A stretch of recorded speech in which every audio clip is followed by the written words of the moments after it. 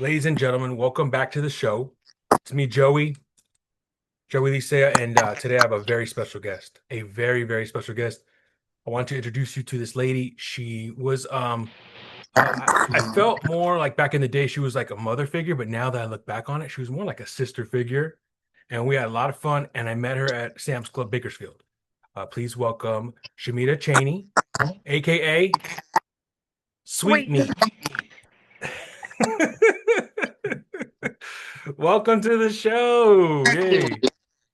for having me. I appreciate it. Thank you, thank you, thank you. So what's man, so I've been telling people that this was supposed to be I was trying to reach you 6 years ago when Wow. I when I when I started to do these podcasts. Oh, okay. So you were meant to be one of the first ones. But I'm here. You're here now. So welcome. I wanted to get into you, Sam's Club days. We used to me and you used to sell cell phones. Yes, we did. We used to do photos. We used to process photos. But originally, I wanted to talk about, I remember knowing you told me crazy stories about growing up in LA and how you knew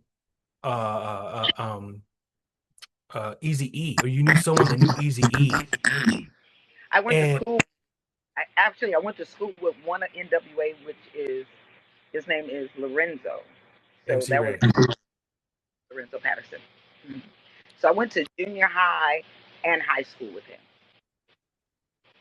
Right. And so you grew up out there, and then I remember you told me a crazy story about that. And then always wondering, but never asking, why are you in Bakersfield now? Well, growing up in LA, in Compton, California, was um, really wasn't like a my mom, first of all, always kept us safe, but my mom was a hustler. She was a single mama of five, and we didn't see a hungry day. She was always on the go. She worked and she had side hustles that she would do. And so 70s and 80s was really smooth.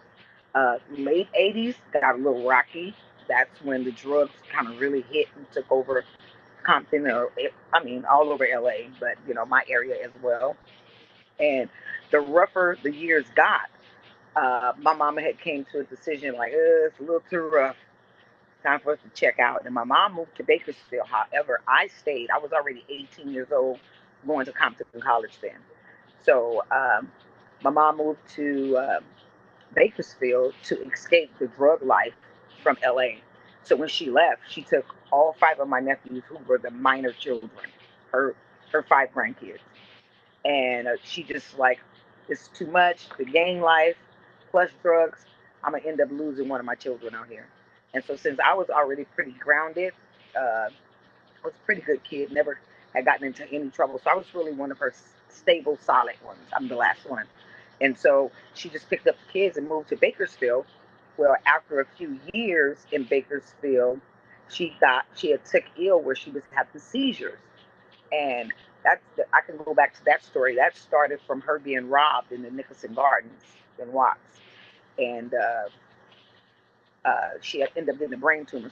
So her later years, it caused her to start having seizures, and it got to the point where she was having like excessive, like maybe 5, 6 a day, which freaked me out. I'm in college, 18, 19, and he was like, "Hey, mama's having all these seizures." I'm like, "Gotta go." So I checked out, came to Bakersfield, checked into Bakersfield College so I can get here to help take care of my mom and my nephews at the time, and that's how I got to Bakersfield. That's how I got Okay. here. Wow. And how old were you then? I was 19, 19, 20. Okay. Mm-hmm. And did you miss it, or did you like Bakersfield immediately, or were you like, nah? Culture shock, but it wasn't a bad culture shock because I was so used to seeing so much violence in Los Angeles County, like, I mean, bad stuff. So it was kind of like, really? Is it? Oh, so this is normal. There's no helicopter. Where's the police? Oh, wow. Wow. So you immediately felt like it's safe. I was like, oh wow, like it was a different, different atmosphere. So you're gonna have to adjust. But I was like, wow, that's crazy that there is a place in California that's peaceful. So it was a smooth transition. Of course, it was a little different. I had to get into school down here, but it was nothing like LA County, like Compton, California.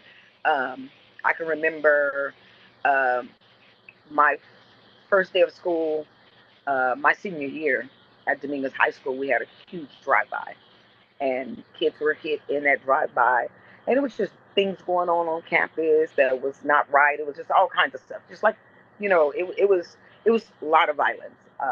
The police brutality was horrible. I've watched it about, I want to say I was between the ages of 15, 16, and my brothers wasn't.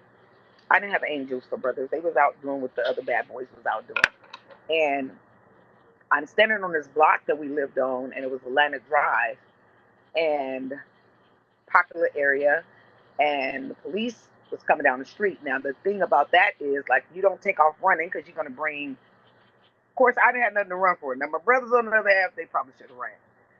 So what was crazy about that over there in that area, my brothers were doing things on the street, and they raided one of my brother's house, and they didn't find anything, and it pissed the police off bad.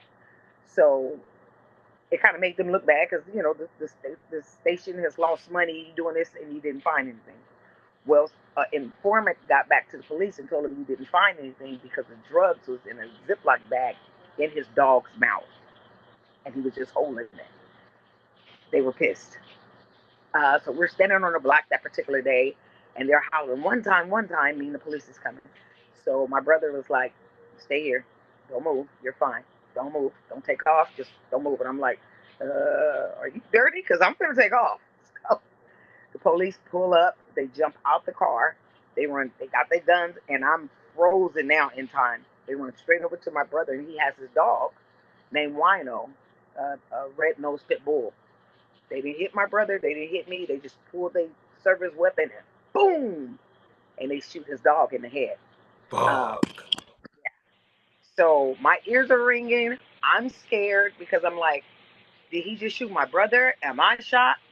But that was some retaliation from, yeah. So you see some, like, I literally have PTSD. Like, I don't fool with police officers. Like, if I have to fool with them, like, I'm really now getting counseling to overcome that.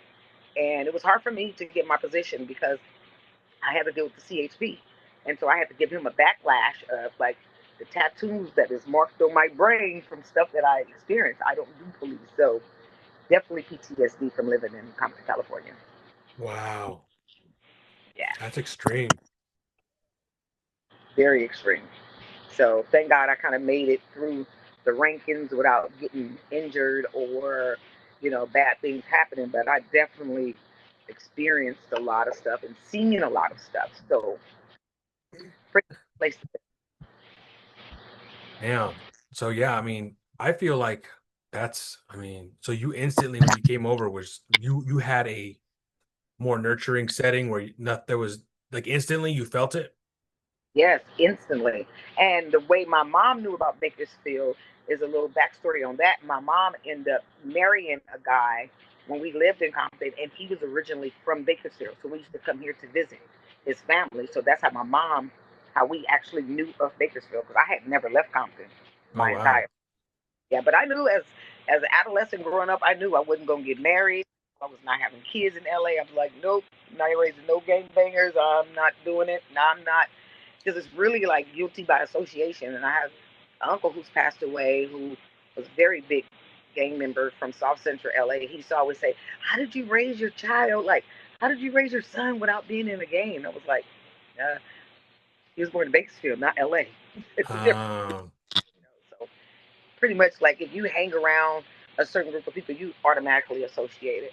Like, if your cousin, definitely. I can understand that. yeah, Yeah, if your, there's people in my family who that's how they roll. Like they're just like, like that's their yeah, life. yeah, it's crazy. I never even dated. Like, I was like, I'm looking at my yearbook and I was like, I was pretty a little hot chick back then. What happened? Like, I never dated. I just didn't know ties. And I had like going to school. I can remember catching the RTD bus to Compton College, and at the time I was living with my uncle and aunt in Linwood, which is really close to Compton. And I was catching the bus back and forth to school, and a guy on the way home sat by me on the bus, and he was like, "You're a pretty little lady," and he's just talking. I'm like, telling him that I don't want to give too much because you tie into that. I already know, I already know how this can play out. So I'm not giving him too much attention. I don't want to know eye contact, answering the question, thank you. And he was like, "Let me get your number," and I was like, "Oh no," and he was like, "Why not?" And I was like, "I have a boyfriend," and he was like, "So?" And I was like, "What?" I'm like, now if I was your girlfriend, and I don't know how I was even this clever to even say this. I said, if I was your girlfriend, you wouldn't want me giving my number out, would you? And he was like, no, I wouldn't want you. I was like, that's what I'm saying. He was like, oh, okay, I get it. I'm just trying to work my way. I have to gift the gab. So Wow. it's time for me to get off the bus. I get off. He said, let me carry your books or your backpack. And I said, no, thank you. It's light. I got it. I crossed the street. I think this was like Imperial and anyway, in Linwood, but in Long Beach and Imperial, I think it was.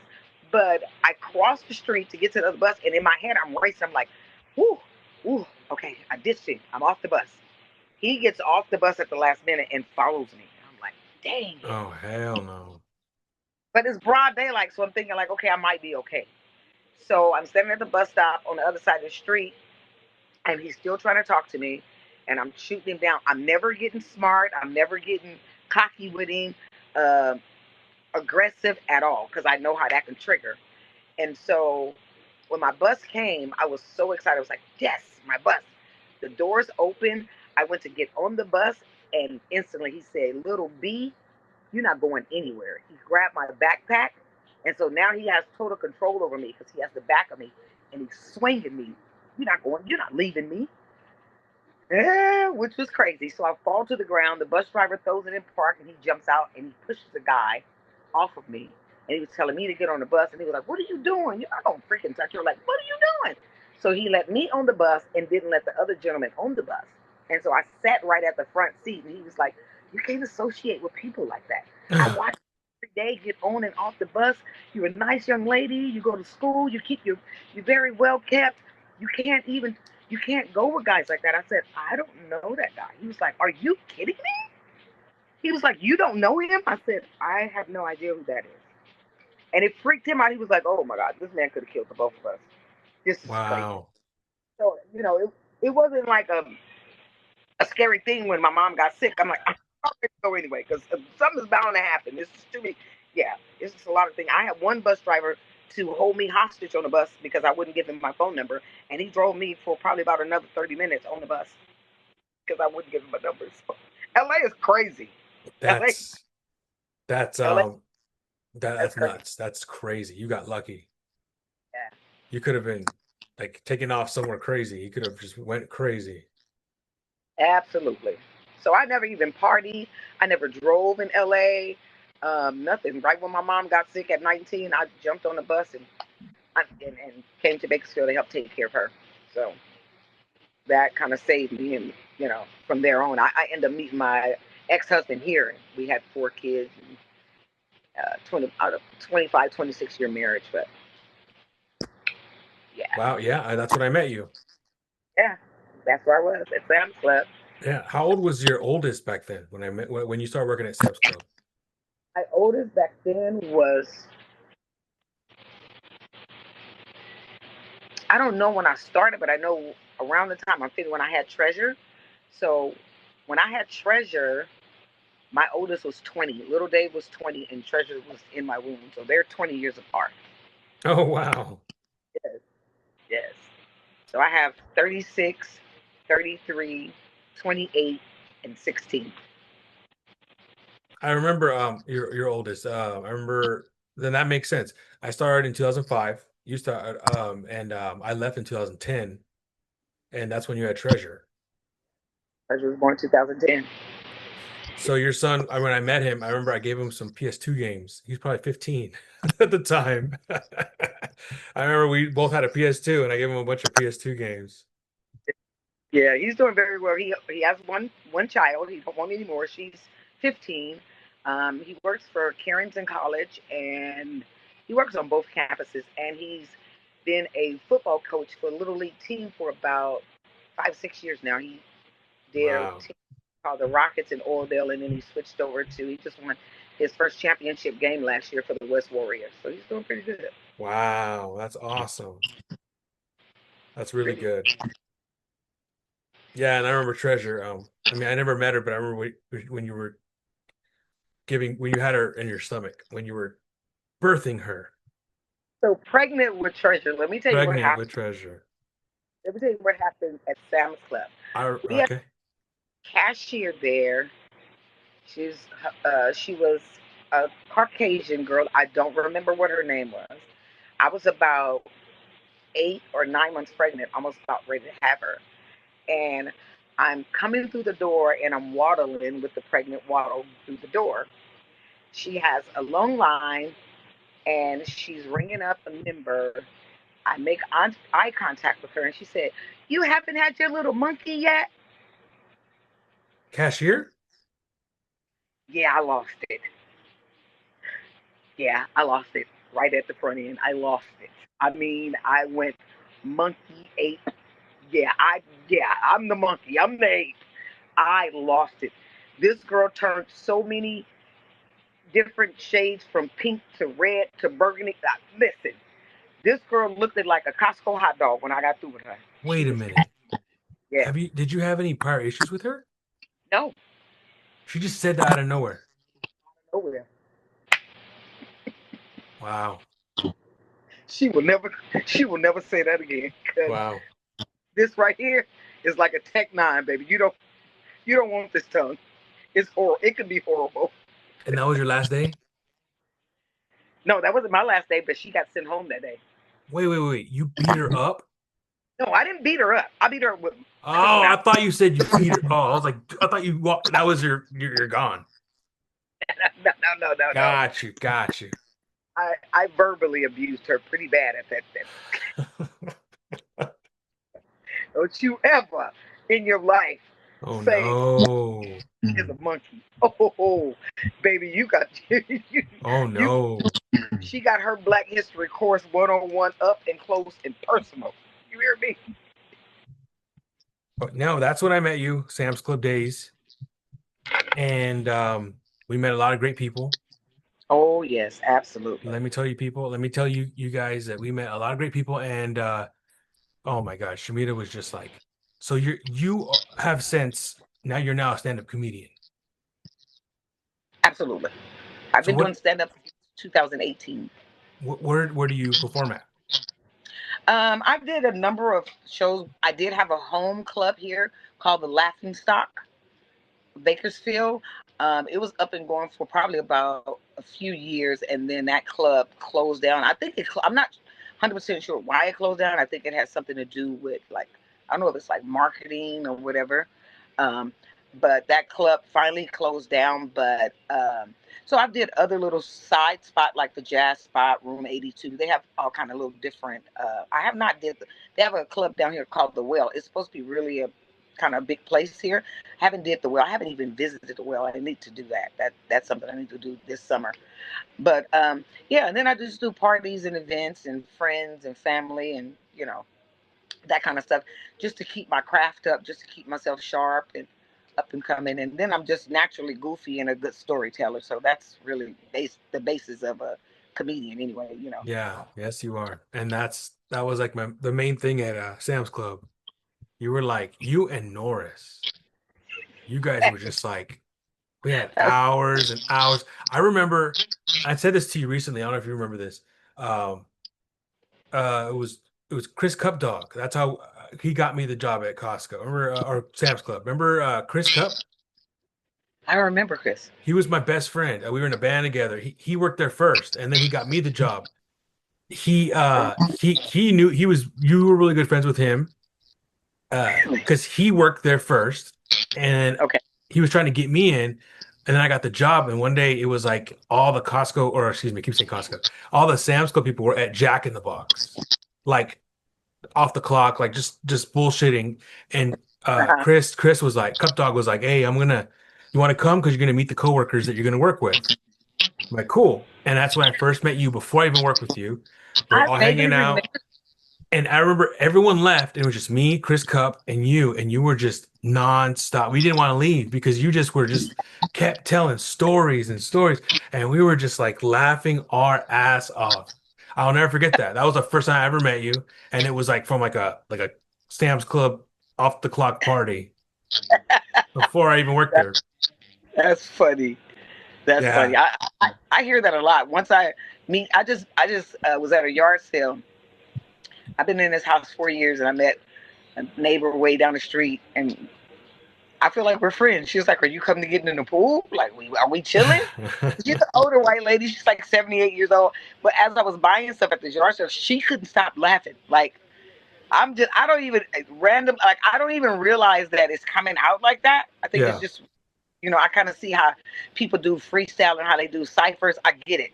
Because it's a no brainer. It literally just flows. Yeah. Me and so I have uh, three sisters and two brothers. One of my sisters is deceased. One of them is my half sister. She lives in Lancaster with my dad, which is she's a riot by herself. But my older sister, she lives here in Bakersfield, and my two brothers, one lived here in Bakersfield and one lived in North Dakota.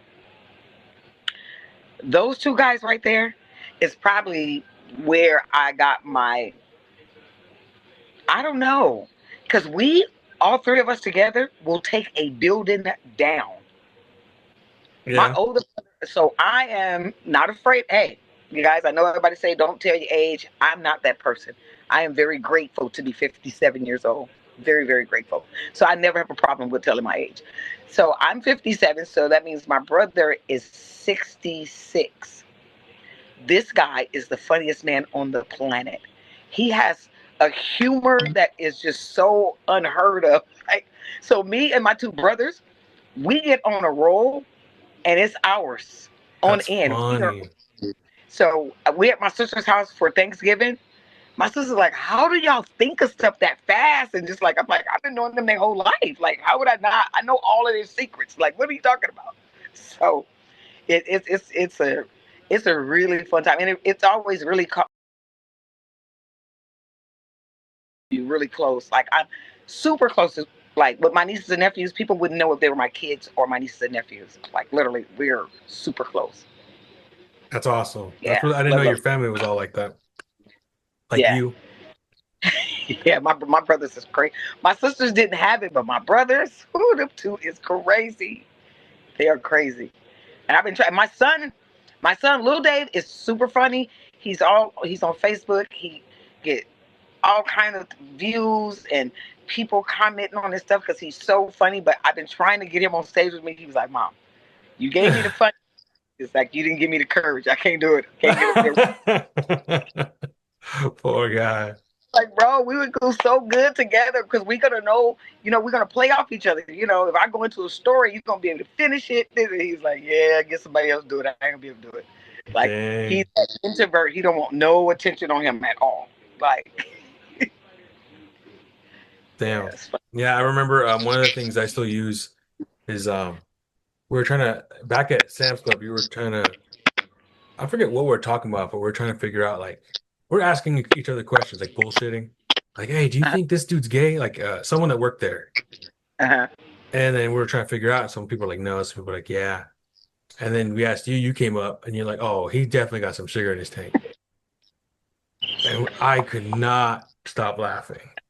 And I still use that to this day. That's what I use that sometimes. So I was like, oh, I'll do that. Like if it comes up, I'll use it. If there's a possibility to use it, I will use that. I know exactly what you talk. And my mom was super funny too. So a lot of stuff I get it. My mom she was super funny. She would say something, and I use some of her old sayings, like you said about the sugar in the tank, right? Well, my new one is that I say, like, if somebody was asking, like, "Hey, you think he gay?" And I look at him, I kind of do my little, I was like, if he ain't gay, he on his way. So, He's close to his stop. like, I was just at the casino for my husband's birthday, and this guy walked up to the table. This motherfucker was thick. I said, oh, that nigga built up just like his mama. Woo! Them hips was juicy. My boy. Baby, he had cactus juice. Pepe, what happened? Oh my Woo! God. Baby, them jeans was screaming. What? It was a Boy, man? that had some apple bottom. Boy, that boy, I don't know if he had a receipt for that booty, but that boy had. Wow. Shit. I ain't even gay. I wanted to go slap his ass and say, hey, you need old dog for that yard back there, my boy? I should have just done it. That'd have been hilarious. That'd have been Shit. assault, but yeah, don't do that. I didn't think of it until right now. I said, yes, do it. And I said, no, wait a minute. Don't do that. No, I here in Bakersfield, the first guy I seen with a BBL, I almost peed my pants. No way. I've never seen one. What? I've never seen one yet. I mean, I'm sure they're good. They're inevitable. It's inevitable, but I have not seen one yet. It is. It's a Hispanic guy here. If not, if I did, I wasn't paying attention. Listen. My boy got some CCs put back there. I mean, they put fix to flatten his ass. I'm like, damn, my God damn. Oh my God. Oh, boy had hips for days. I see a lot of women out here with them though. Oh yeah. Oh Like a yeah. lot out here. It's just like obvious, super obvious. Yeah. Yeah. It's a lot. It just looks so different on a guy though. Now I want to see one. I'm telling you. I am telling you. I could have did a show. I wish like he would come to my show. I wish he would come to my show. Oh, he was never gonna go to the show. He wouldn't. The show would be all about him. You need content. Come to my show. I mean, you bought it. You had to want to show it. You feel me? So that boy looked like he had a Volkswagen stuffed in the back of his jeans. I was like, yeah. Jeez. Was he? Did he have sugar? Did he look like he had sugar in his tank? Oh, baby. Yeah. If it wasn't sugar, it was butterscotch. Very sweet.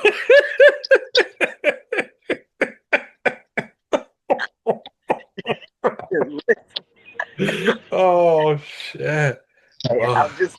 I don't shoot the messenger. I'm just saying. Damn. Oh my God. Yeah, so Shemita, right here. So you went from Sam's Club to the out there it's called the Get Golden Empire Transit Yes. Transportation. So you drive a bus now. I drive a 40-foot bus. So I went How from the hell did you get into that? I was so sick of retail. I had did Target, Walmart, Kohl's, Sam's Club. So that had been 20 something years of that. And another big, my feet are so bad. Like I could not, that concrete. I'm like, I got to find something else to do. I need to find me a sit down job. So the two things was I need to find me a sit down job and it's damn sure going to have to pay more than what I'm getting paid now. And one of my close friends was a bus driver. And she was like, you should just try. You should just try. I was like, I don't know. I end up trying it, passed the test, and I was like, oh shit, this ain't half bad. So Git was really good with their training and that kind of stuff. So they make sure that you're very, very comfortable with operating that 40-foot bus. And so I was there almost 9 years. And one of the key factors why I stopped working there is I got assaulted by a young man, a homeless guy on Union here in Bakersfield. Young guy that struggled with mental illness. I knew he struggled with mental illness because he's gotten on my bus several times. And this particular time he got on a bus, something was off. My body was telling me something. And LA, if you're from LA and you kind of been through some stuff, you know how to just like keep your head on the swivel. You got to pay attention. And so that's a natural thing for me. My body was telling me something is off. So he got on, he slid his car. As soon as he slid his car, he jumped in my seat, straddled me, grabbed me by the neck, pushing my neck back into the seat, and kissed me in the mouth. Fuck. Instantly, I was trying to get him off of me, but he has me straddled, so I'm trying to get to my seatbelt, but there's a leg here, so I can't get to the seatbelt. So next thing was You got to get him off of you. So I start using this because I'm thinking this is harder than this. So I'm doing this to get him off of me, and I'm talking. Now, when I'm in shock and going through, I do not realize what this thing just shit just fly out. As I'm hitting him. Now I'm thinking like this hand, I'm grabbing his leg, trying to pull him off. So I finally gave him a good enough hit where his head hit the window. So I just grabbed him, flipped him off of me. He hit the door, so bam! Immediately I hit my seatbelt and jumped God up. damn. You threw him off It of was you? on. It was on and cracking. I beat the brakes off his dog ass. You hear me? Wow. I beat the brakes off of him. You won't do it. This nigga had a missing tooth. This nigga had me a bum bump. Sure, he kissed me on my lips, bro. Fuck. Fuck. First time I wanted to cut my tongue and lip. Oh, wow. That's So assault. That's mad assault right there. it was bad. I really so, that day. Of course, I got taken off work that day. The next day, I came to work like regular. My husband and son was so upset. My son just was like, location, locate. No. Somebody will go to jail. Like assault on somebody's mom. Like that's where you black out at. I'm not gonna put my husband in my. I'm like, I'm cool. I'm good. I'm good. I'll be there. I'll keep you guys posted on what's going on. I'm okay. I just kept telling them that because I wouldn't give them my location. Mm-mm. That's not the right thing to do. Not for my family members. Right. So. Right. Um, I know what that could have turned out. That's not gonna happen. So the next day, that day I had to go to the doctor and get all these tests and stuff did. That happened. The next day I just regular went to work, and then I was up at BC about to take off. It was like, hey, you can't work. The CEO want to see you. I'm like, fuck. So I called my best friend. I said, oh, bitch, I'm gonna need you to pray. I know I'm fired. This is it. I knew the damage that I put on that man, the way I was stomping him and kicking him, yeah, I was like, this is it. I know I'm fired. So I go in, they sit down, they ask me, was I okay? I'm like, yeah, I'm okay. And it was like, what happened? I tell them what happened, and like I got a little silence of the room, and then the CEO was like, well, I just want you to know what you did on the bus was straight mediocre, like straight up the middle. You didn't overreact or underreact. I'm like, does that mean I'm not in trouble? I'm like, what? Did you see him when they got him off the bus?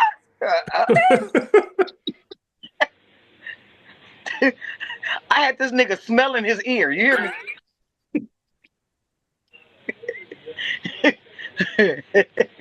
Oh, I bet you did. I wanted to see him. That's nuts. No one helped you, Shemita? No one. What the fuck? Were there a bunch of people on the bus or was it like a couple people? There That's was a some couple. bullshit. But I think, like looking back, I think you would if I needed some help. I think they should have helped me right when he jumped on me, because Definitely. once I got off of me, it was cracking Yeah. on my mama. Yeah. Baby, I mean, I'm surprised that you got him off of you like that. You threw him off bro, of you. bro. I went from a Christian to a Crip in 2.2 seconds. Do you hear me? Wow. Wow. Literally, my sanity, my Christianity. I'm like, I will be right back, Jesus. Like, I'll be right back. I'll be right back. I'm gonna have to fuck him up for real. No, you didn't just kiss me. No. But what's insane is that it's sad to say. So my husband and my family, we all talked about it, and they wanted. I didn't press charges on this guy Why not? because I knew he dealt with mental illness, and then I had to sit and think, like, what happened? Oh, you're right. He Sit was back. a homeless man. And he basically was just He crazy. mental illness, and when he grabbed me like this, he didn't grab me to choke me. He didn't squeeze my neck. He hit my chin and slipped, and he just pecked me on my lips. I don't think he really meant any harm. I really don't. My, I mean, my conscience would not let me think like he was trying to hurt me because he never swung Oh. me. He never smacked me. So I thought I'm he was I thought he was holding your throat. when he grabbed me like this. So he grabbed this and it slipped, but he didn't squeeze. I thought he was squeezing. Oh, wow. Yeah. So I had to sit and analyze all of that. And unfortunately, this guy, I, of course, I won't say his name, but unfortunately, this guy is incarcerated right now for actually killing somebody on Union. That he, Jesus yeah, Christ. I mean, the mental health world, they need help so bad because this guy could have got some help. That was an assault. If somebody would have really stepped in and like put him in a facility and made sure he was okay and taking his meds, he probably would be in prison for murder right now. And it's been a few months or so, probably about a year. But last I heard, because I know somebody to know him, they said he mentally really don't even know that he's in prison. Don't know why he's there, but yeah, sad. That's very sad. That's very sad. But yeah, I did not press charges on him. My husband was like, "What? Are you crazy?" Well, I mean, it's your choice and your choice only, really. Yeah, really, and it was. And like I said, if I felt threatened or I feel like he was really trying to hurt me, like there's a lot of people that is in jail. We know that is wrongly accused, shit that didn't happen or somebody lied on. So me with my conscience and my own sanity, like would that sit right? I deal in respect and loyalty and live in truth. I don't know consciously I would have been able to just send somebody to prison, and I know that there is a sickness behind what happened. So That's fair. That's very fair. yeah, yeah, I wouldn't have been able to deal with that. I just can't believe. I mean, I can't believe. It's crazy to think that you just threw this guy off of you. Yeah, and the company get told me that there's no way. You need to keep picking him up. We still gonna allow him on the bus because I was like, look, the least you can do is ban him from the bus. Because Wow. I really could have got hurt, you know. And so since they wouldn't ban him from, they was like, well, this is a first offense, and we have to build a paper trail. It was a big enough offense just to ban him from the bus. Like, do you realize that one strike from him, he could have just stuck me in my neck Yeah. and been over for me. So I said, okay, well, can we get a divided protector where it locks, where we're in like a cage where we lock? They said absolutely not. So my husband was like, yeah, we need to find you something else to do. So I went to school bus because I feel like you didn't even honor my life, like as in like I was nothing. Like you offered me no protection, and I just take the assault. Nah, I don't want to work for a company that I can just be taken out like that. And yeah, so I went to school bus, and these kids are crazy. Do you ever miss the public transportation? Or no? I do because I've met so many friends. My kids, they laugh at me all the time. I have so many. My kids call them bus babies.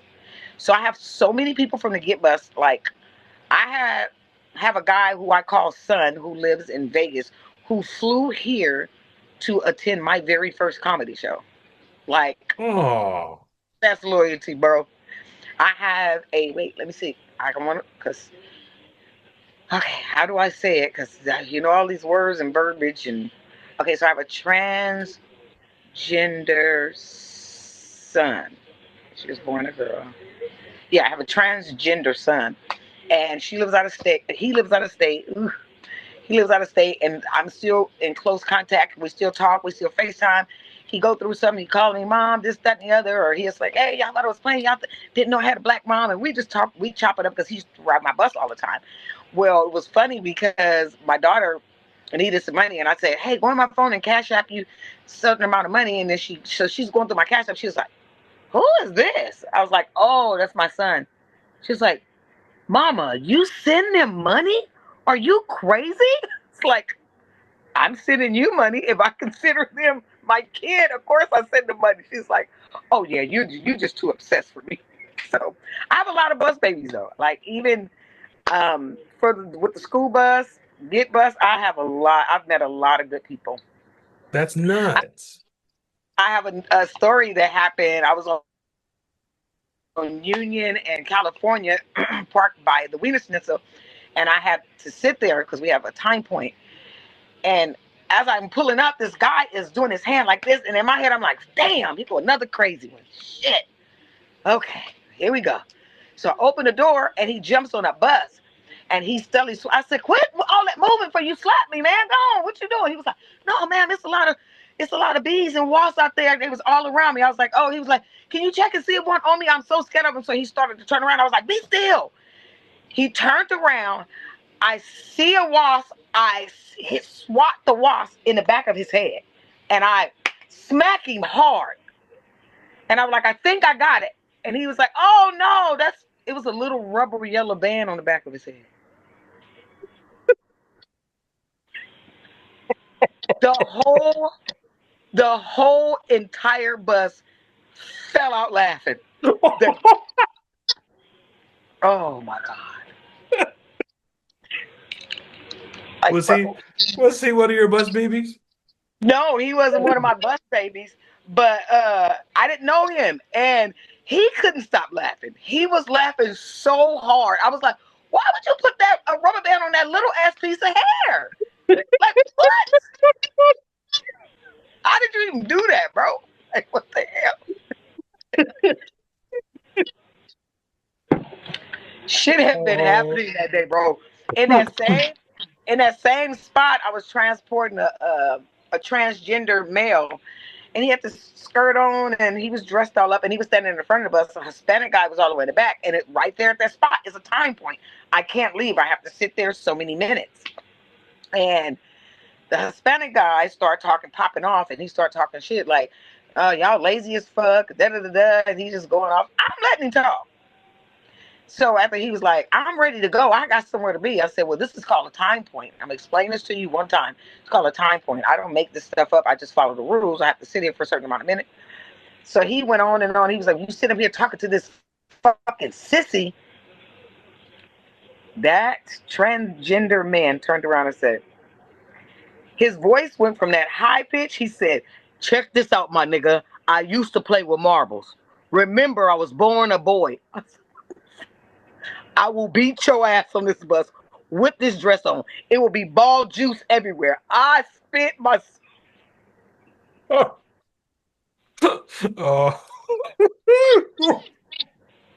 not the ball juice, sir. Hold the ball juice. Oh, that Hold. entertainment. Wow. So you hear some crazy, or you see or encounter or interact with some crazy shit that happen. But like I said, mostly everything that I go through, I get up on stage, I think about something that happened, and I just tie it into my stuff. So I use my experience, even me being married 26 years. I mean, to a crash. I'm the only female that was married to a real crash dummy, for real. What do you mean? Like he gets in He car had accidents? no, he had no brain. Oh! I thought you meant he just like gets in car accidents over and over again. And he's the bunt of like majority of my jokes anyway. We have a lot of history together. So I told him one day, I was like, "Why you don't come to my show?" He was like, "Are you crazy? My kids tell me everything you say about me." Oh, and if you had him right there, you could have so much more material. I Hey, forgot. I remember this now. yeah, yeah. If I ever get on, I'm gonna let them know. Hey, hey, my boy, I know all your Victoria's Secrets, my boy. Hey, hey. Wow. Oh, you know what? Just to go back to your story uh-huh. about why you stopped working at the Empire Transportation. Uh-huh. Um, I'll never forget. You saved my life probably one time without you knowing it. Wow. I remember one time a long time ago when we used to bullshit. We used to call it Connect Gang. Uh-huh. Yeah, the connection center. We used to call it Connect Gang. CC.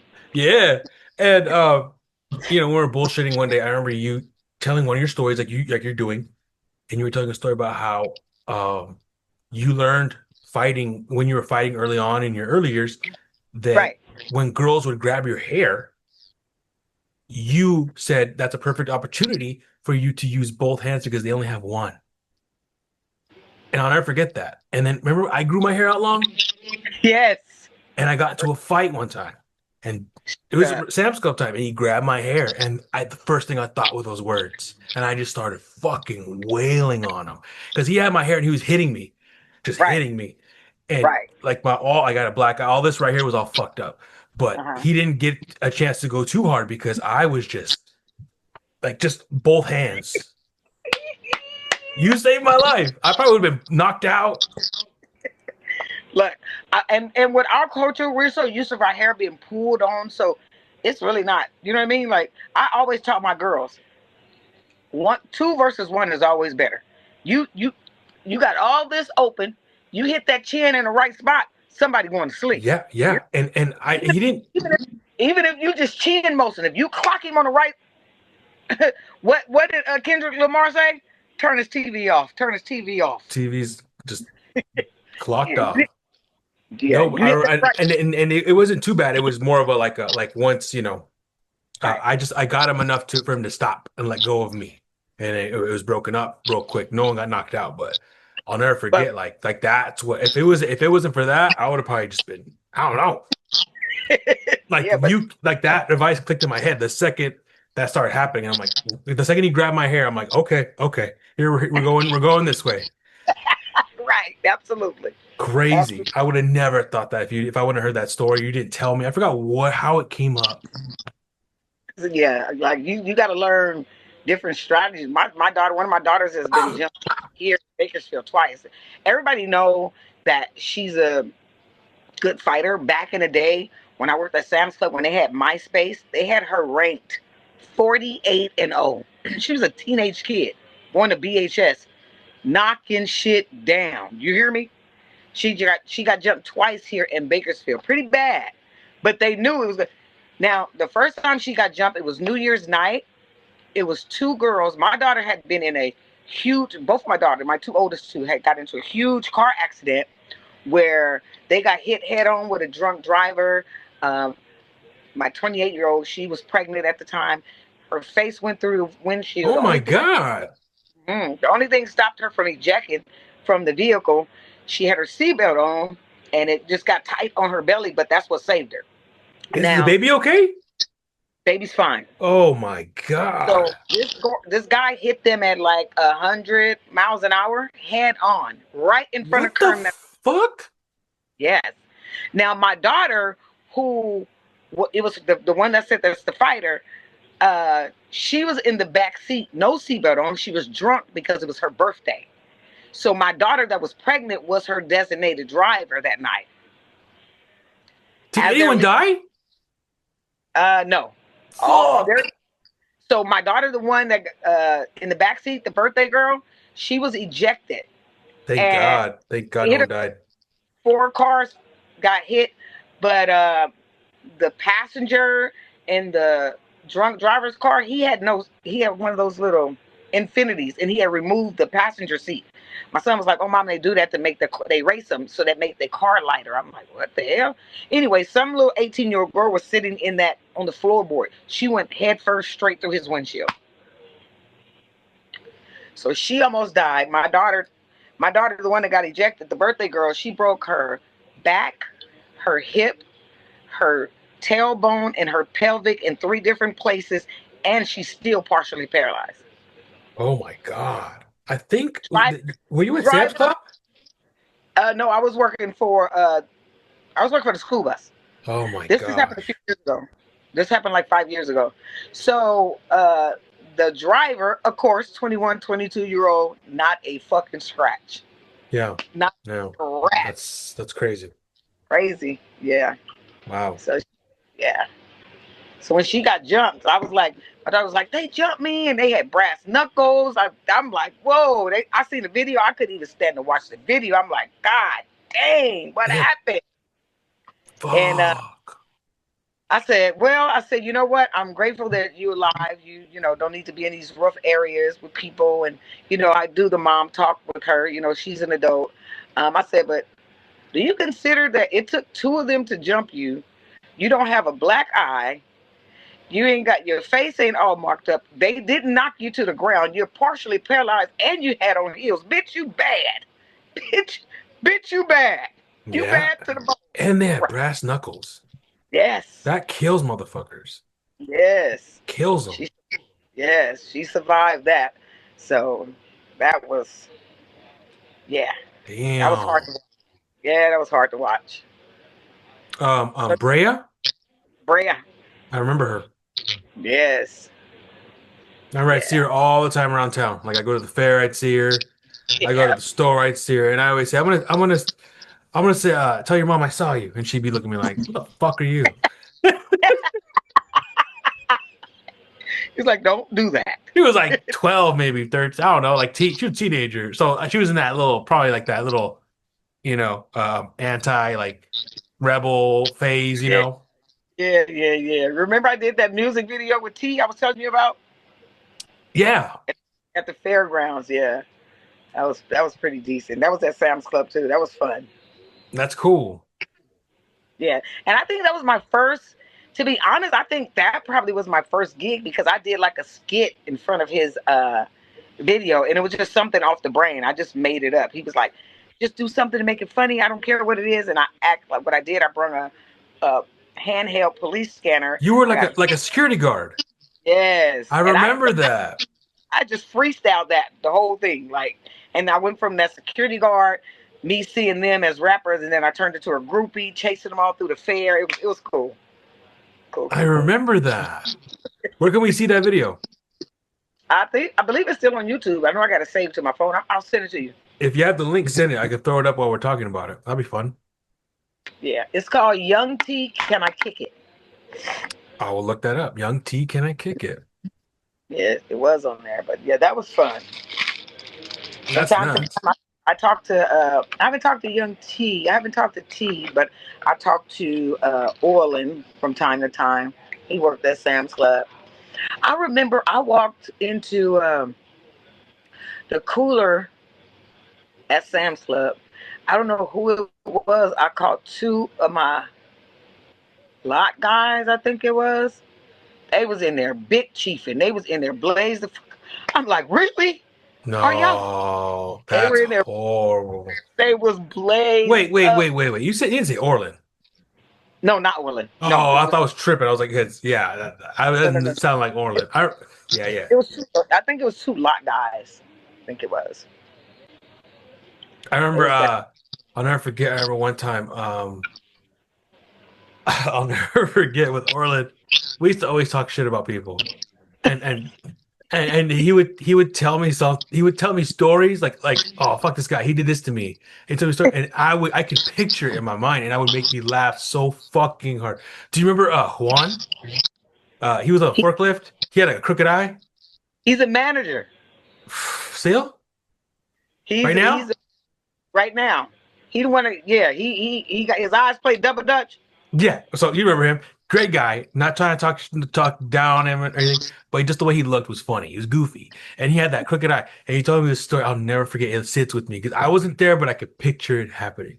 He's talking about how one time in the morning, the forklifts are going, and he's on a forklift, and he's just looking. He's going around Orland, and he's looking at Orland, but only that goofy eye is following Orland, and I could not fucking stop. I couldn't breathe. I'm like, shut up, bro. And then another time, they gave us ice cream, and I Yeah, like scoop my ice cream, and I put the scoop back in the ice cream, and then I'm sitting with Olin, and Olin sees someone else doing that and puts it back in. He goes, "I hate when people put the scoop back in the ice cream," and I'm like, "Yeah, fuck those people."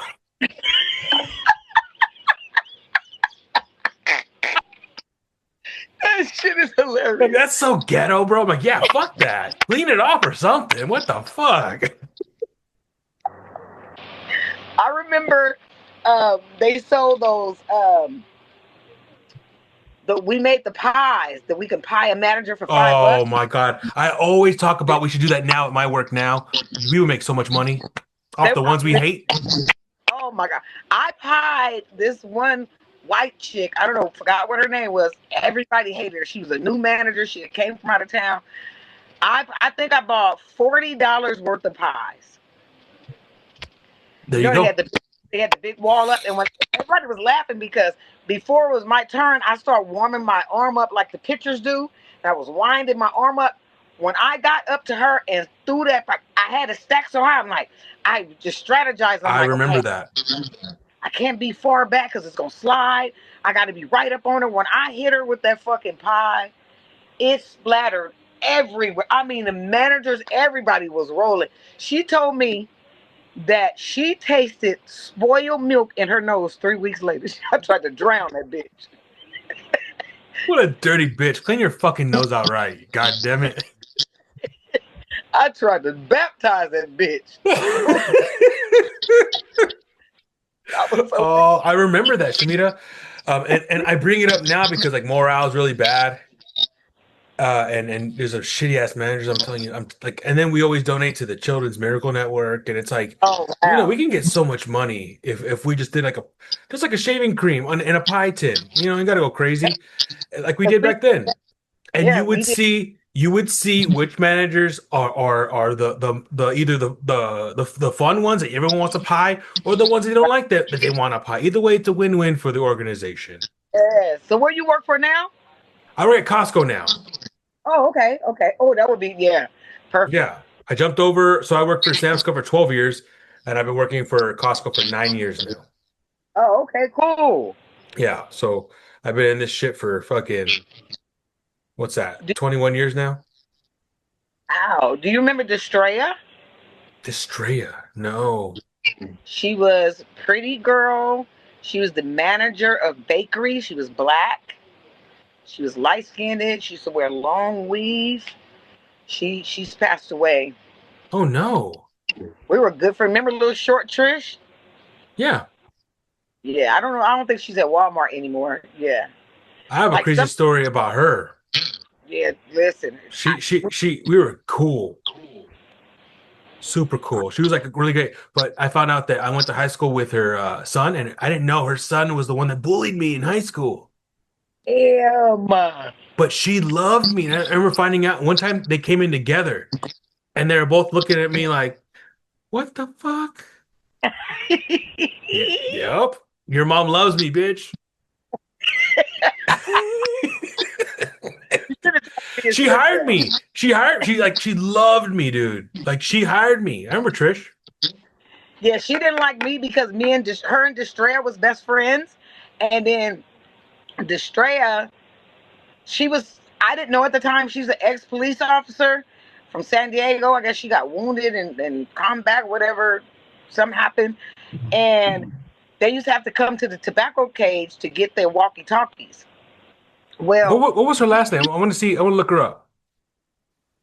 Drea, I forgot her last name. Free. She was pretty too. Estrella is a pretty rare name, no? Yeah, her daughter. What was her daughter name? Yeah, she came to the tobacco center to get her walkie-talkie that morning. I was in the tobacco cage at the time. I don't know what the fuck she was going through, but she said that she told me later on that she was going through a depression and she was going to commit suicide.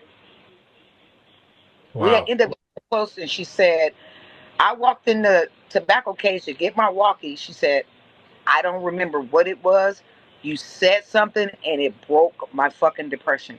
I laughed so hard and let out so much dead oxygen. And I'm looking at her like, what the fuck did I say? Like, what? She said, Shemita, I could not stay away from you. She said, remember, Trish started getting mad because I was going to the tobacco case talking to you so much. She was saying over the walkie, oh, she's probably in the tobacco case. She's probably in. I was like, that's starting to sound very gay. Like, the Yeah. fuck? But Trish didn't like me because we became, but she said, like, it literally, she told her mom was telling me one day too. Her mom said, that's a true story. She called me that day. She's like, I don't remember what you said. She said, I laughed so freaking hard that it literally broke my depression. I'm like, Oh man. what did I say? Is that? Crazy. But is that? I believe that. But is that how she passed? She took her life. No, it was worse than that. She didn't take her life, but yeah, drugs. Yeah, she left bad. She left out bad. But yeah, it was a happy ending for If her. I saw her face, maybe I'd know. But Mm-hmm. yeah, it sucks. Just going back to you being you.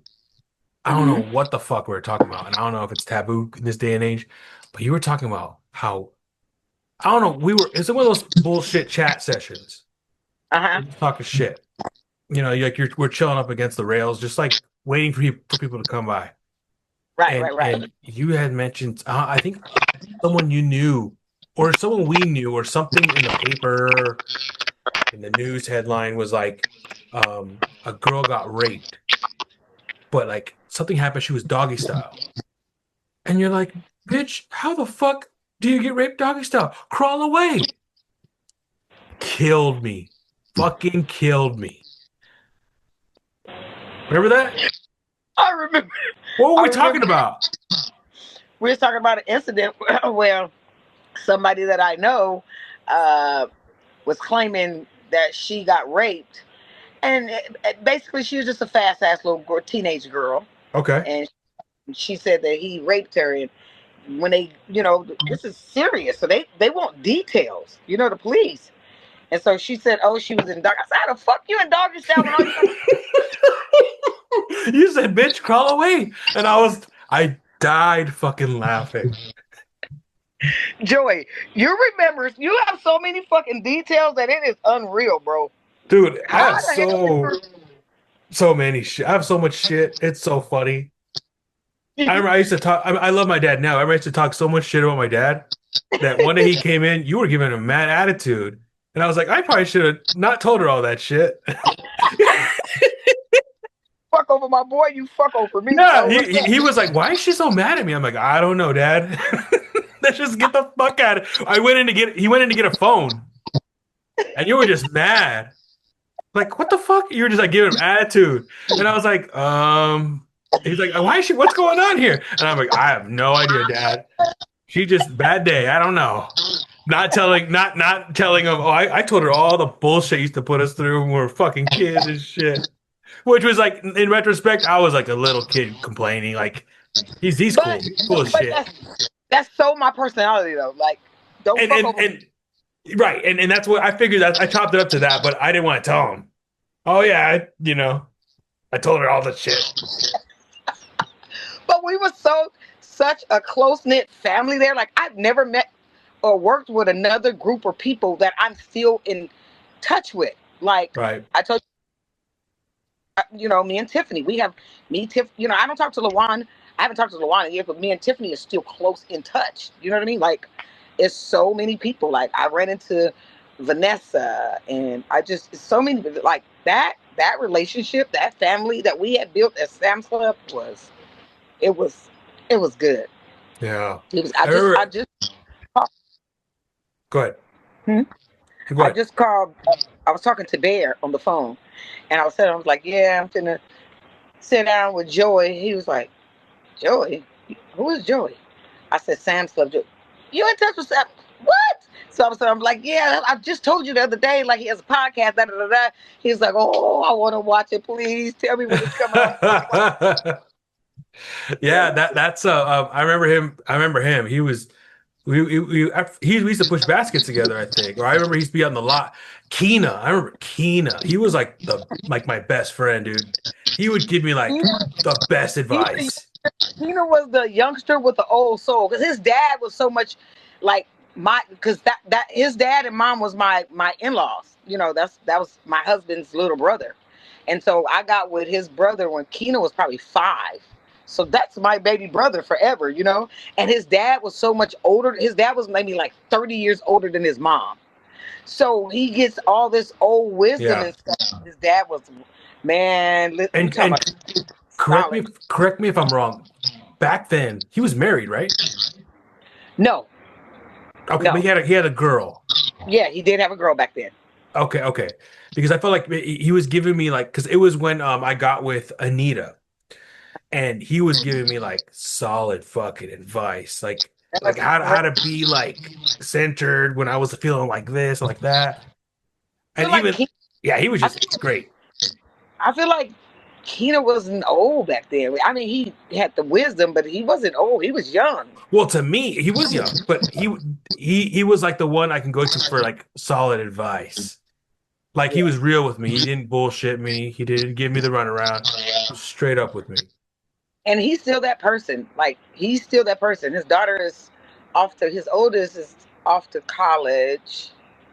He has a son. I think his youngest is a son, but he's solid. He works for Ridgeview High School. He's been there for years. His wife works for a big college here in Bakersfield. She's president or vice president, but she's up there. But beautiful family. I mean, structure. I mean, the way how their family take care. The family is well taken care of, and he's still solid all the way around. Yeah. That's good. And Bear, everyone's doing good. Oh, Bear's doing very well. Yeah, yeah, yeah. He's on a weight loss journey. He's lost a lot of weight. So Really? he's lost a lot of weight. Yeah, yeah. So he's doing really, really good. That's really good. Yeah. Yeah. That's crazy. Yeah, the little family we had, Norris said that too. He Mm. mentioned that about how on our podcast. I don't know if you watched. I did one with Norris and I did one with Orlin. Oh, okay. And Norris is one of my first ever, so rough podcast. Yeah, his two sons work at the same prison that my nephew worked at. Yeah, That's really good. but he's just grown up and off off to life. But I tell you that remember Tanisha Yes. with the fingernails? Yes. She's from Compton as well, right? Or Watts or something. I don't know where I don't know. I remember we made a song up about her. Oh my god, we did some crazy stuff as like a front end supervisor. Like in order to get like the membership, the plus membership. So there was a song out there to say, I think is it the I think it might be the game. It was a young blood, young blood. I remember that. So I switched it with my crazy self. So I would get on the mic. I would talk to all of my cashiers. Hey, we shooting for 50. And I would tell them, man, what shoot? They were like, what? How many you gonna bring? We shooting 50. They ain't gonna get no 50. Watch my smoke. So I tell them like, look, I'm already coaching them. Like, hey, you want to go home early? Get this shit up, and you're gonna be the first one. The next one to get the most, you're gonna be the next one. I send home. What we doing? So I'm not gonna tell you something about that too. So every time that they would get a plus membership, I would get on the mic and go, Sam's Club, Sam's Club, Tanisha got a plus, plus, plus. Just crazy shit. Why would they let my ghetto ass up there and do that? Oh man.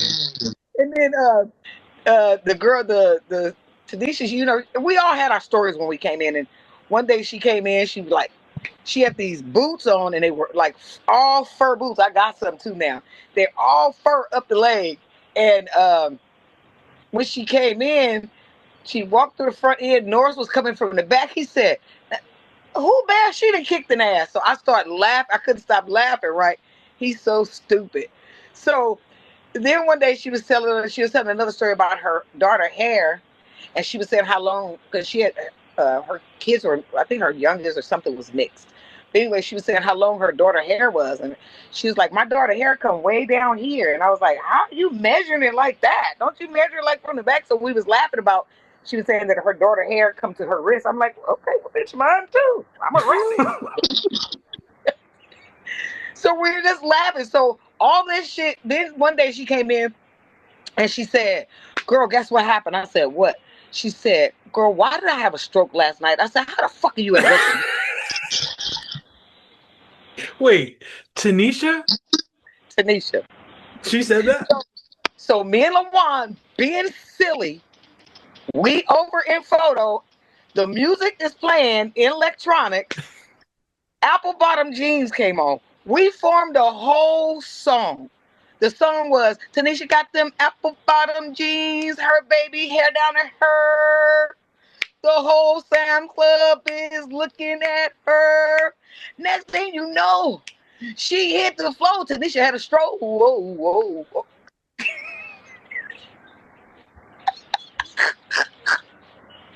Wait, you guys didn't like her? We just talk shit about everybody. But you guys were cool with her? Yeah, we was cool. We didn't give a fuck. You're not gonna keep coming here and telling us all this. We just tied it all together. I said, Tanisha came in with them apple bottom jeans. LaJuan said, that bitch boots got a lot of fur. Rolling. It was mad, bro. We was menace in there. You guys are roasting. I never knew this. Man. One man came in. Me and Norris, I'm trying to break him because the man has a limp. Like he has a disability. His leg is fucked up. So I'm walking down the aisle. I'm trying to get from by Norris because Norris is crazy. Norris will trigger the ignorance in me, and we are just a disaster together. There's no way you cannot laugh if Norris says something to you. It's no way you can hold it. The guy is walking. He ended up turning the aisle and he's walking toward us. And Nora said, "Look at this nigga tipping on 4 fours." And his legs was like,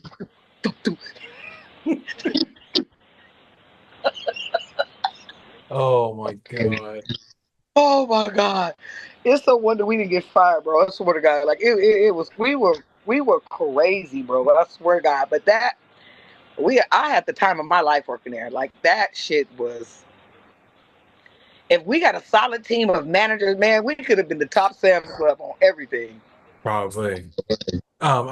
With Norris, I told him this. But the first time I met him, it was my orientation, and he used to work Mm. at Tire Center. He walked in like a room full of people. That whoever was doing it left for a second.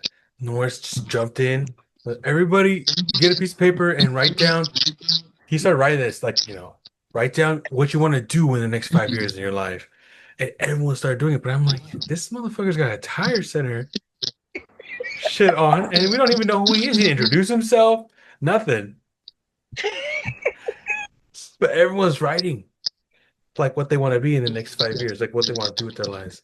And then the manager comes in and is like, "What are you doing, Norris?" I was like, "Oh, I'm just fucking around. I'm just fucking around." He was like trying to take over, and that's the first time I met him. I'm like, "What the fuck is this guy?" His ass is crazy. Like, yeah, he was really fun to work with. Yeah, Really nice. he was cool. Yeah, just like he was pretty humble. You're like, you would think big as he is, he would be aggressive. Not at all. And it's what's so crazy is that even when I worked there, Norris' last name is Kemp. I've been in Bakersfield almost 40 years. Norris's uncle has been my pastor the entire time since I've been here. We knew that when we worked at the Sam's Club, though. But yeah, his Oh, really? his uncle is my pastor. His name is Vernon Kemp. Yeah. Does he look like Norris? No, he don't look like Norris, but Norris have the signature teeth. So a few people in their family have those signature teeth. Norris got them. Oh, That big, robust smile. Yeah. And that laugh is signature. That laugh is infectious. That's who should really be in comedy. Norris is crazy. yes. Oh, We yeah. did me and Norris did like a little comedy thing long time ago at what was the Javier? Mm-hmm. Oh, I He remember had, that. I was there. I remember that. I remember yeah. that. Norris is a good dude. He's a solid dude. I really like Norris. Beautiful Yeah. family. I just his daughter. His daughter is beautiful. She looks just like her mom. But yeah, he has a beautiful family. So he's doing pretty well. But yeah, his uncle is my pastor. Who else do you talk to from Sam's Club? Besides, like, who you mentioned, Lawan, Tiffany. Roxanne. You still talk to her? Remember Roxanne. her? I just told you I just got off of like a 2 hour interview, not interview, 2 hour conversation with Janelle Miles, our manager. You talked to her. I had to give her flowers. She lives in Tennessee. She's doing very, very well for herself. I had to give her flowers because when I was going through my divorce, oh my God, she saved me, bro. She literally looked out for me. So I had been looking for her and I was like, Roxanne, they've been really close. So I hit Roxanne up. I was like, hey, I know it ain't cool to give out people's number, but give Janelle my number. I really need to talk to her about something. And instantly she messaged me back and gave me Janelle's number. And I finally caught up with her. Wow. I remember when because I was going through a depression with going through my divorce. And she let me have like 2 weeks off. So she called me one day. She's like, it's been like 2 weeks, Shemita. I got to bring you in. You don't have no more time. So I need you to go. She said, like, I know this is a rough time for you. Like, she really like coached me through it. So when I get there, she pulled me in the office. And then she said, I need you to do this exercise, this test on the computer. It was an Orion test or something. And so she leaves out and I log in and I'm going to do the test and I'm doing it. And she peeps her head back in the door. She was like, Do you need some help? I said, bitch, I can read. And she could not stop laughing. Like, fuck you mean? Fuck you. But she was so transparent. I remember her getting on us because, the number one rule was not to have any lines. The lines long was a big no-no. And this lady, I jumped on the cash register as a supervisor trying to get the lines down.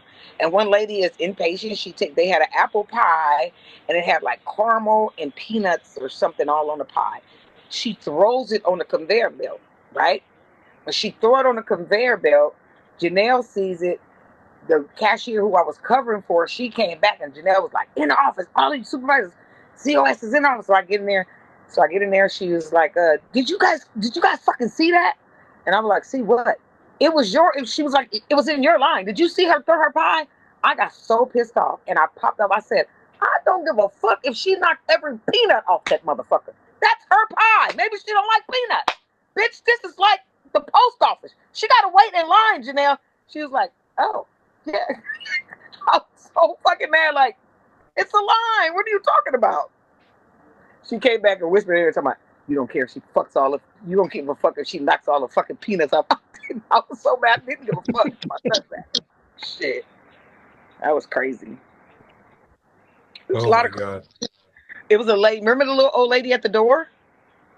The older. Uh, She had snow white hair. She was old. I think she was like in her 80s or almost 90. I think so. Was her name Dorothy? It was something. I forgot what her name was, but she really liked me, right? And she used to tell me all these stories on how mean her husband was. And he called her effing bitches. And I said, do you know how to cuss? And she's like, yeah. And I said, how do you cuss? She said, when I get real mad, I tell him, don't talk to me like that, motherfucker. And I said, you can't say fucker because that's kind of like nigger. You can't. You got to drop the ER. That's what gets y'all white people in trouble. Fuck the ER. So I don't get fucked up with that. Just say, let me tell you something. I said, this is how you talk to him. Stop talking to me like that wrinkle pink ball bitch. She said, pink ball bitch. I said, no, you got to say wrinkle pink ball and then I'm coaching. She didn't get her licks back. So one day, Oh, Shemita, she's not gonna show up the next day. What the fuck? one day, and that's my girl. She give me this little doily things, right? And it's like some pictures are on the where something she knitted or crocheted or knitted or whatever. And it's this fat African American, ain't your mama looking lady. On Monday, she's holding the pie. On Tuesday, that's some real slave shit. Bitch, what the fuck? She gives me all these little Aunt Your Mama figurines. I said, I don't want that bullshit. I said, why did you bring it to me? She said, well, you told you my husband is mean. He told me to get all the little nigglets out the kitchen. I said, oh, yeah, bitch, I'm going to cuss him the fuck out. Like, so, And she what? thought you wanted them.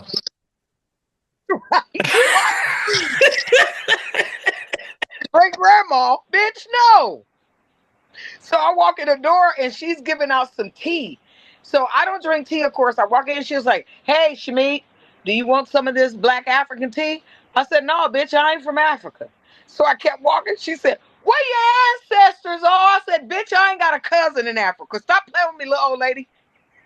Oh, so she was pushing it. She was trying to provoke you. Oh, heck no. I almost got a assault with on that little bitch. Girl, I will poke you with one of these motherfucking fucking toothpicks. Stab your ass, girl. She was a mess. Yeah, I remember one time with those demo people, I remember they switched them out because they like Sam's Club laid them off, Mm-hmm. and then that new company picked them up. Yep, I remember And that. they used to love to give me samples, and they loved me. And then one day they were complaining, and I was like, "Yeah, it just sucks," you know. They're complaining about how they had to get laid off and rehired again. Right.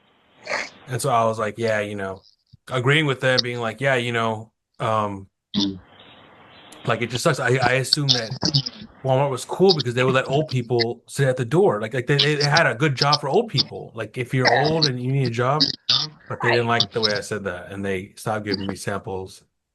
I was literally like, yeah, old people, they're cool as shit. They're looking at me like, you motherfucker. Me and Like, the one. Me and LaJuan was such a fucking menace. Like Tiffany would kind of laugh at everything, but me and LaJuan, we were so menace. I told LaJuan, I said, look at her old ass. I said, bitch, she still own like 10 slaves. I bet that she don't cut her own lawn, like she don't wash her own clothes. Bitch, she got some slaves in that fucking house. We used to crack up. I said, but the bitch is a G. She 90 and working. Shit. We were horrible. We were horrible. Oh, she's got to pay. She got a big rent at that old folks home. Man, listen. And then one of the girls that worked there, of course I wouldn't say her name. She was telling me about I after she told me her story, just like people tell you stories and I hold grudges. She was telling me about her mom. I fucking hated her mom. I hated her mom. She told me her mom gave her meth when she was 10. Why? I said, why the fuck would she do that? Why? And so she's giving this story and this. I'm like, where the fuck are she? She's from Oradell or whatever, whatever. But who the fuck give a what? It was crazy. I hated her mom. Never seen her mom. Never met her mom. Sam's Yeah, Club? Sam's Club. Yeah, that's crazy. But I remember Anita coming in and she was affected because I rocked with Anita. I fucked with Anita. I trained her. I trained a lot of people, and so I really messed with Anita. But she was affected because the night before she was at a party and some black people came into the party and her group of friends that she was with had dropped the N-bomb like 3 times. She was so fucking offended. She was so red when she came to work the next day. I'm like, what happened? And she was like, oh, I don't want to like be associated with them, like because I said something like you guys should talk like that. She said I was drunk. I don't know. I don't know. She was just I don't know. I was like, well, I don't know what happened, but Do tell you him I remember? said this nigga said fuck him. Go Yeah. ahead. Do you remember my friend Avani? I was in a band, and it was with Avani, Cup Dog, and me. And Avani was black. It was light skinned black. He had like dreads. Anyways, we would all kick it and drink all the time. And one time we had Max over, and Max dropped the M-bomb. Ooh. And same thing, Anita was like so ashamed, but I'm like, I tried to like neutralize it, but Avani was like gonna fight this fool. I was like, hey, let's cool it down. But yeah, like that just it sucks how it's just like normal for some people just to pull it out. It happened to me. It happened to me one time when I was around some people that said it, and I was like, "Fuck, dude!" Like, and we hang out with where there's a bunch of black people, so it's like, why would you Right. say that right now? And then he tries to explain himself like, "Well, I mean it in like a bad person, not." And I'm like, "Well, then say that. Don't say the N word." Go fuck yourself up. You're burying yourself, dude. And I really I use it now because I deal with kids, and it's just like candy and everybody. I mean, Yeah. the work nigga is like I mean, I worked in Arvin, and I mean, one day they had a nigga festival on my fucking bus. They nigga. I said, God, that I pulled my whole fucking bus over on a dirt road by a motherfucking orchard that they parents probably worked in. Hold up, let me tell y'all something. Last time I checked, I'm the only African American on this bus. Have y'all ever thought that maybe I might be offended?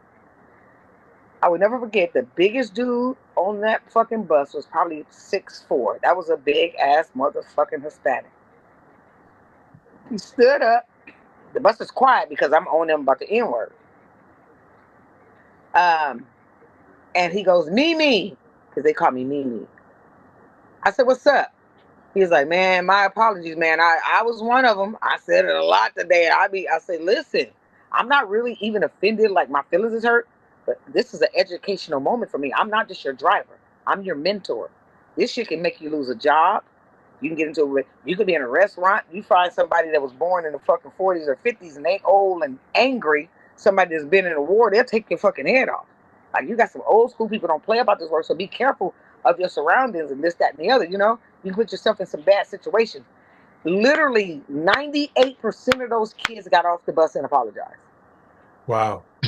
That was a big moment for me. And Wow. I wasn't even mad at him, but I just like I'm gonna use this as a teachable No, moment but for them. that's real. That's very real. Like that, the explanation of it, because people just throw it around, like you said, like it's candy. But there is a lot of like you can be around your people and say it, whatever. They're all cool.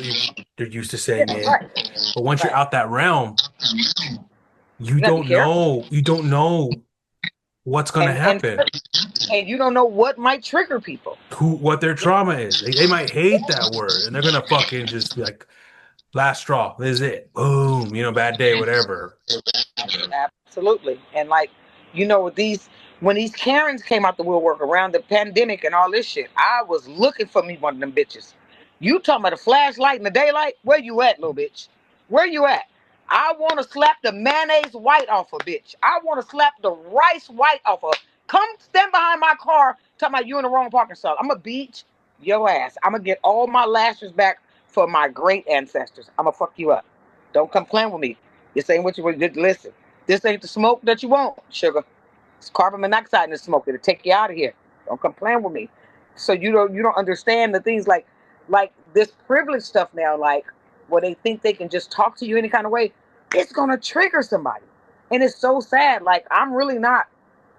I'm not a violent person unless you get me in a situation. I can protect myself, but you're not gonna down talk me, this, that, and the other. Like we're all part of the human race. Like I know so many different race and ethnicities and all that different stuff. Like I am literally a neutral person. I love human beings, period.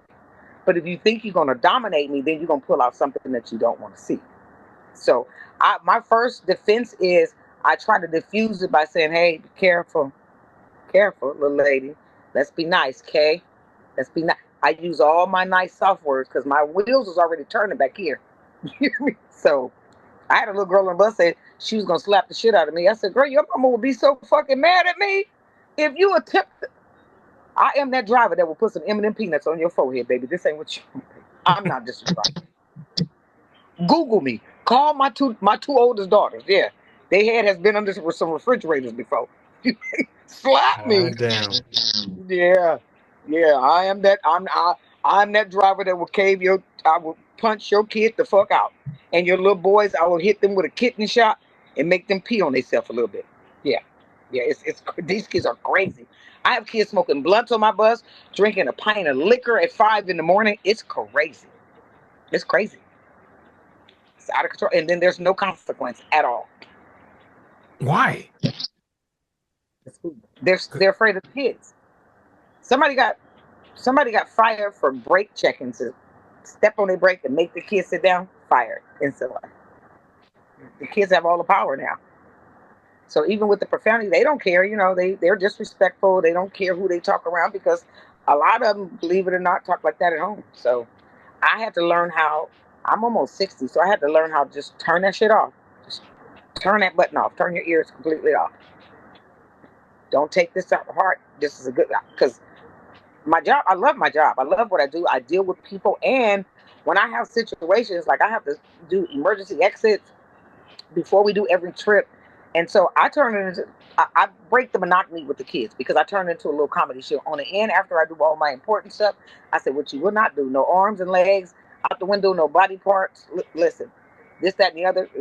If I'm unconscious, if I pass out, and I say if I end up getting knocked out, then I say I ain't gonna get knocked out on the dead homies. That breaks them right there. When I say on the dead homies, boom, I'm on their language. So now they're chuckling because I said on the dead homies. I said another thing. This wig, I ain't got no glue today. This motherfucker come off. Somebody better be got some super glue or some duct tape because you don't want to see what's under this wig. You hear me? Some real grown problems under here, and that just break them. So I'm easy to approach and to talk to. So I use that to get up and talk. That makes me less scared to talk in front of a big crowd of people. So I use that for my comedy as well. Because these kids, I don't know nobody's name on here. These are just like a group of, you know what I mean? So Yeah. that's where I can practice and perform and get my clean comedy off because I have kids here. So you perfect in that too because you got clean comedy, then you can perform at churches and different places. You know what I mean? So just trying to pick up crafts along the way. That my biggest show was October 22nd of 22, and I was at the Fox Theater, and the Fox Theater holds a nice group of people. So that was a really big show. Really? yeah. Let me see if I can show you the husband framed one of the tickets. It's in my living room. It was a big show. That was my biggest show. It's in my living room. Let's see.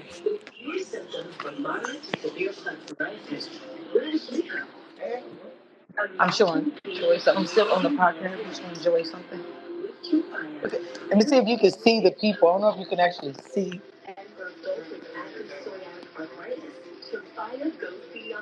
Yeah, I could see it.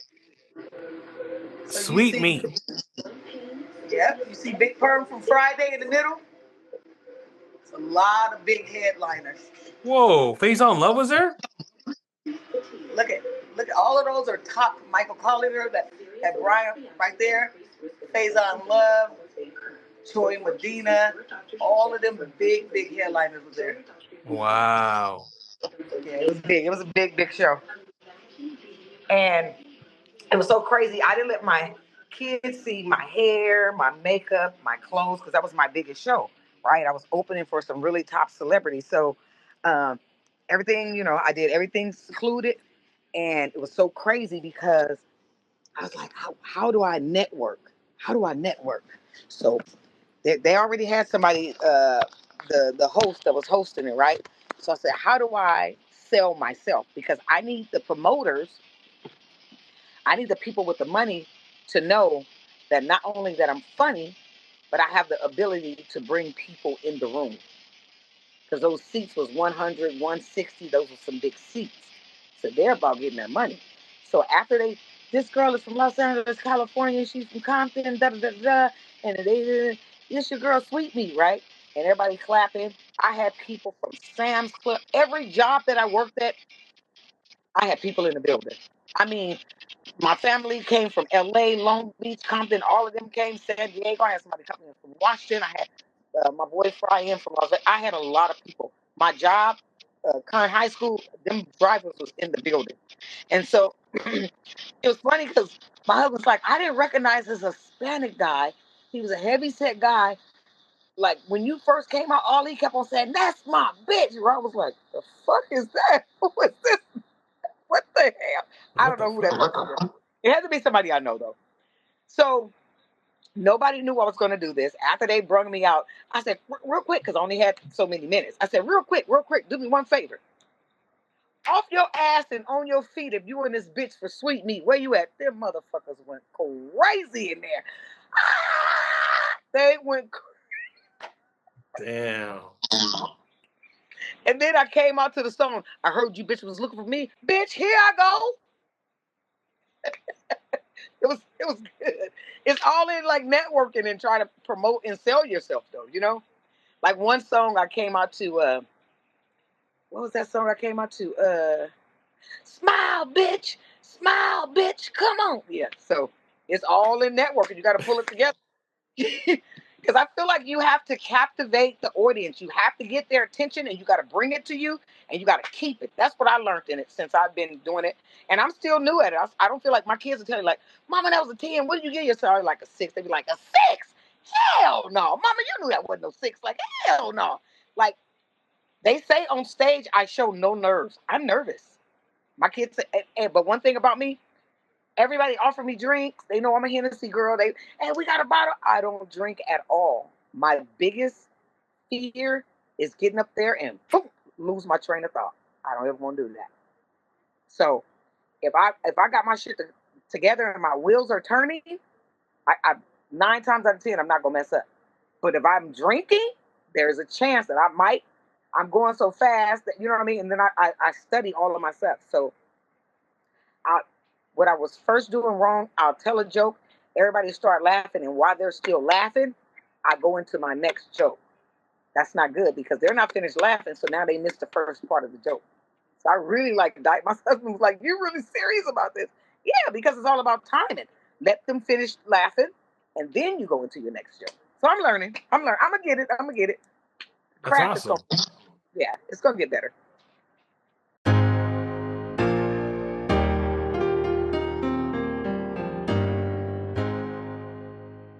Well, Sweet So yeah. Meat, I gotta get out of here.